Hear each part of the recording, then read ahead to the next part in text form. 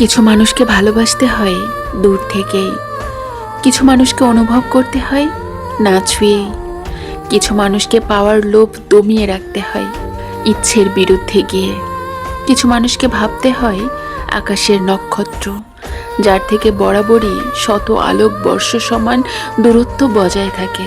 অধিকার নেই তবু আসক্তি, পিপাসা মিটবে না জেনেও তৃষ্ণা জাগিয়ে দেয়া হচ্ছে বিবেকের এক অনিয়ন্ত্রিত পাগলামি। কিছু মানুষ ভীষণ বোকা, এরা নিজ হাতে দুঃখ আবাদের বীজ রোপণ করে, ভুল জেনেও বাধা দেওয়ার সাধ্য নেই এতটুকু, কারণ এসব যে ভুল তা মন মানতে নারাজ।